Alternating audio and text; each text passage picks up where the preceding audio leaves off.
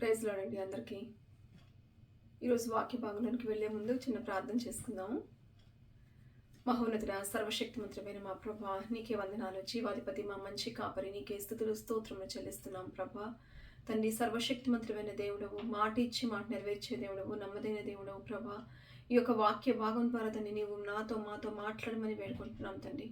మాట్లాడినప్పుడు మీరు కాదు, పరిశుద్ధాత్ముడని సెలవిచ్చిన దేవుడు తండ్రి. నీ యొక్క పరిశుద్ధాత్మ కార్యము తండ్రి మా పట్ల జరిగించి దేవా, మీరే మేలు చేసి మహింపొంది దీవించి ఆశ్రదించమని మీ యొక్క వాక్యం తన నీరు కట్టి ఫలింపచేయమని యేసు క్రీస్తు వారి శ్రేష్టమైన ఉన్నతమైన పరిశుద్ధమైన నామని వేడుకుంటున్నాను నా పరమ తండ్రి, ఆమేన్.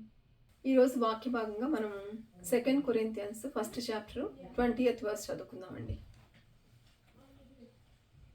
దేవుని వాగ్దానములు ఎన్ని అయినను అన్నియు క్రీస్తునందు అవునట్లుగానే ఉన్నవి గనుక మన ద్వారా దేవునికి మహిమ కలుగుటకై అవి ఆయన వలన నిశ్చయములై ఉన్నవి. ఇంగ్లీష్లో కూడా చూసుకుందామండి. For all the promises of God find their yes in him.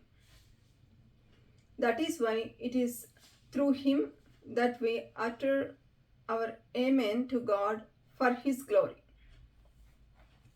ఇక్కడ ఈ వాక్య భాగంలో చూస్తే మనము లాస్ట్ టైం కూడా ప్రామిస్ అండ్ ద ప్రాసెస్ గురించి మాట్లాడుకున్నాం కదా. అంటే ప్రామిస్ అయితే అందరం పొందుకుంటాం, కానీ ఆ ప్రాసెస్ విషయంలోకి వచ్చేటప్పటికి we're going to sometimes we're able to wait, sometimes we may not wait until God says yes.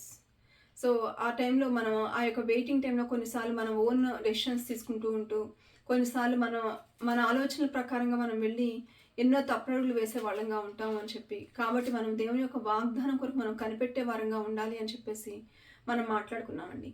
అదేవిధంగా ఈరోజు కూడా ఈ వాక్య భాగంలో మనం చూస్తే దేవుని వాగ్దానాలు అంటే ప్రతి ఒక్కరికి కూడా దేవుడు మన జీవితంలో ఎన్నో ఆశ్చర్యమైన వాగ్దానాలు ఇచ్చాడు, అద్భుతమైన వాగ్దానాలు ఇచ్చాడు. అంతేకాకుండా మన ఊహకు మించిన వాగ్దానాలు ఇచ్చాడు. మనం అసలు అంటే మన ఇమాజినేషన్కి బియాండ్ అవర్ ఇమాజినేషన్ మనకి ఎన్నో వాగ్దానాలు దేవుడు అనుగ్రహించాడండి. కానీ ఈ వాగ్దానాలు మనం పొందుకున్నప్పుడు ఎంతో సంతోషపడతాము, ఎంతో ఆనందపడతాము, ఎంతో దాన్ని బట్టి మనం దేవుని స్తుతిస్తాము. కానీ ఆ యొక్క వాగ్దానాన్ని మనం సంచరించుకోవడానికి, ఆ వాగ్దానాన్ని మనము స్వాధీనం చేసుకోవడానికి, ఆ వాగ్దానాన్ని మనం ఇన్హెరిట్ చేసుకోవడానికి మనల్ని దేవుడు ఒక ప్రాసెస్ నుంచి తీసుకెళ్తూ ఉంటాడండి. ఒక ప్రామిస్ ల్యాండ్లోకి మనం తీసుకెళ్ళడానికి దిర్ ఈజ్ ఏ ప్రాసెస్. సో ఆ ప్రాసెస్ మీద దేవుడు ఎక్కువ ఫోకస్ని చూపిస్తూ ఉంటాడు. ఆ ప్రాసెస్ని మనం ఎలా ఉన్నాము, మనం ఆ విషయంలో ఆ సమయంలో ఏ విధంగా మనం దేవుని ట్రస్ట్ చేస్తున్నాము మ్యాటర్స్ మచ్. దేవుని యొక్క వాగ్దానాన్ని కూడా అవును ఆమెన్ అంటున్నాయి అంటున్నారండి. అవన్నీ ఎందుకు అవును ఆమెన్ అంటున్నాయి అంటే, ఆ వాగ్దానాల ద్వారా అంటే మన జీవితాల్లో ఆ వాగ్దానాలు జరగటం వల్ల దేవుడు మహిమ పొందాలని చెప్పేసి జరుగుతున్నాయి ఇవన్నీ. అంటే ఇవి మనం మంచి వాళ్ళమని కాదు, లేదంటే మన యొక్క గొప్పతనాన్ని బట్టి కాదు, మన యొక్క నీతి క్రియల్ని బట్టి కాదు దేవుడు వాగ్దానాలు మనకిచ్చింది. మన ద్వారా ఆయన మహిమపరచబడాలని ఆశపడుతున్నాడు. మన ద్వారా ఆయన యొక్క నామం ప్రచురపరచబడాలని ఆశపడుతున్నాడు. మన ద్వారా ఆయన యొక్క కీర్తి, ఆయన యొక్క ఘనత, ఆయన్ని స్తుతి అనేది అనేక మందికి ఎరగడానికి దేవుడు ఇష్టపడుతున్నాడండి. ఎందుకంటే మనకి పీటర్ 2:9 కూడా ఒక మాట ఉంటుంది కదా. ఏంటి అంటే, చీకట్లో నుండి తన ఆశ్చర్యకరమైన వెలుగులోనికి మనల్ని పిలిచిన వాని గుణాతిశయములను. సో అతిశయములను అంటే ఆయన యొక్క అట్రిబ్యూట్స్, ఆయన యొక్క గుణాన్ని మనం చూపించడానికి మనల్ని దేవుడు సపరేట్ చేస్తాడు. మనల్ని దేవుడు ఎన్నుకున్నాడు, మనల్ని దేవుడు పేరు పెట్టి పిలుచుకున్నాడు. యాక్చువల్గా ఇప్పుడు నేను ఇక్కడ ఈ యొక్క ప్రాంతంలో నివసిస్తున్నాను. నా పక్కన నైబర్కి నా పేరేంటో తెలియదండి.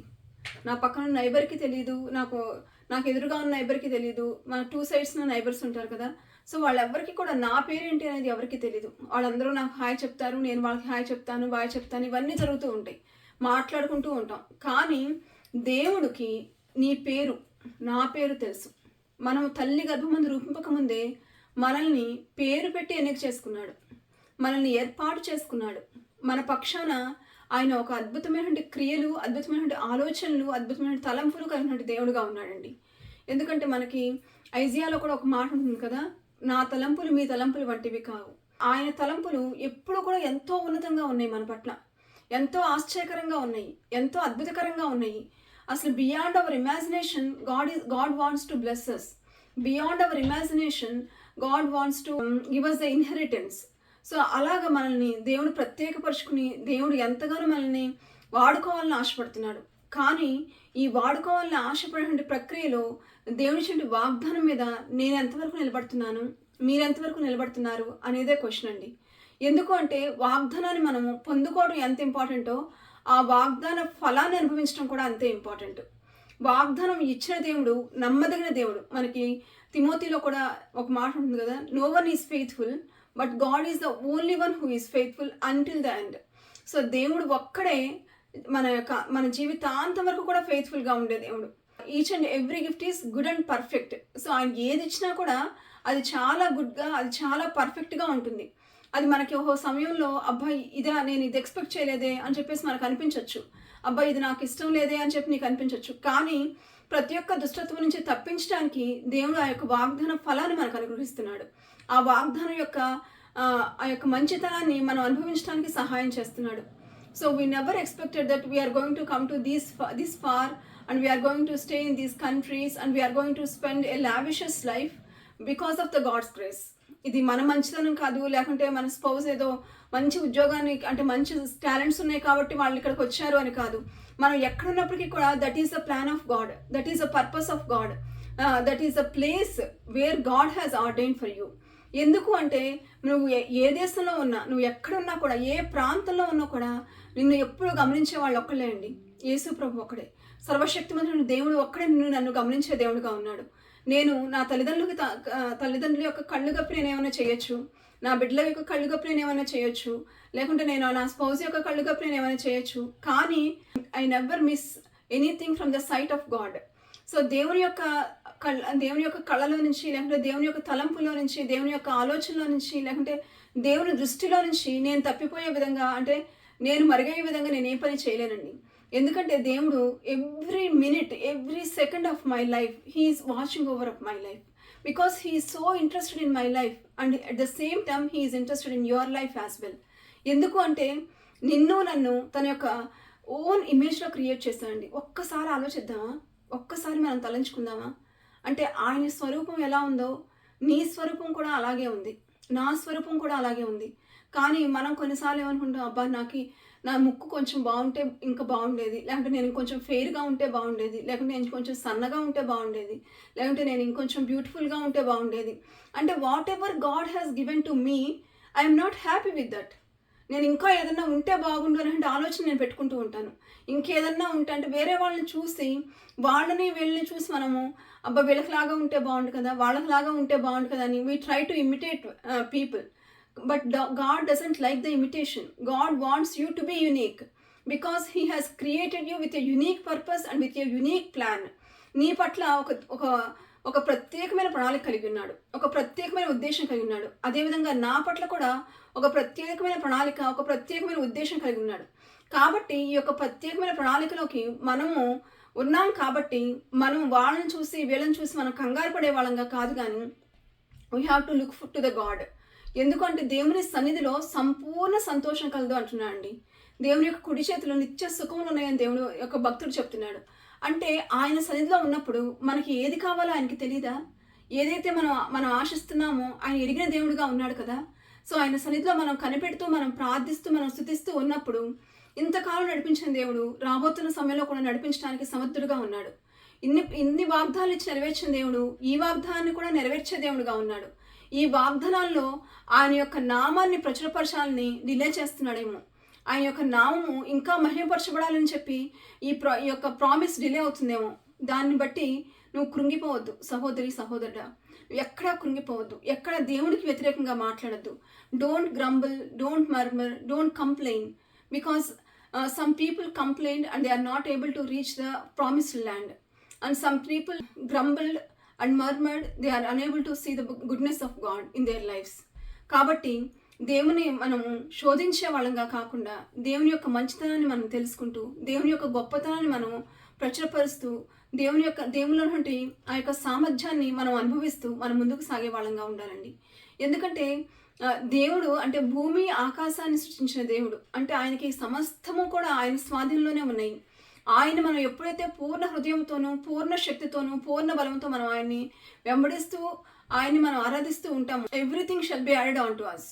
Everything will be added on to us. ఎందుకంటే దేవుని యొక్క వాగ్దానం ఒకటి ఉంది కదండి, మాథ్యూ 6:33లో, నా నీతిని నా రాజ్యాన్ని ముందు వెతుకుడి, తర్వాత ఇవన్నీ మీకు అనుగ్రహించబడను. సో మనం ఆయన నీతిని ఆయన రాజ్యాన్ని మనం వెతికే వారంగా ఉన్నప్పుడు, అంటే ఆయన యొక్క రైచియస్నెస్ కొరకు మనం తాపత్రయపడే వాళ్ళమై ఉన్నప్పుడు, మనం ఆయనకి ప్రయారిటీ ఇచ్చే వాళ్ళమై ఉన్నప్పుడు, మనం మన జీవితాల్లో దేవుని కొరకు మనం నిలబడే వారంగా ఉన్నప్పుడు ఆటోమేటిక్గా everything is going to work together for good. Those who love the lord, those who called account to his plan and purpose. కంపల్సరీగా దేవుడు ప్రతి ఏరియాలో కూడా ఆశీర్వదిస్తాడు. మనకి ఆశీర్వాదం అనగానే మనం ఫైనాన్షియల్గా మనం ఆలోచిస్తూ ఉంటాము. అబ్బా ఫైనాన్షియల్గా ప్లస్ అయిపోయారు వీళ్ళు, ఫైనాన్షియల్గా వాళ్ళకి అవి వచ్చింది, ఇది వచ్చింది, కారు కొనుక్కున్నారు, లేకుంటే ఇల్లు కొనుక్కున్నారు, లేకుంటే గోల్డ్ కొనుక్కున్నారు, లేకుంటే ఇంకొకటి కొనుక్కున్నారు అని చెప్పేసి మనం అనుకుంటాం. కానీ God is not looking not only for the financial blessing, he wants to bless you each and every area of your life. అంటే నువ్వు తినే ఆహారాన్ని పానీయాన్ని ఆయన ఆస్వాదించి నిన్ను ఆరోగ్యంగా ఉంచాలనుకుంటున్నాడు.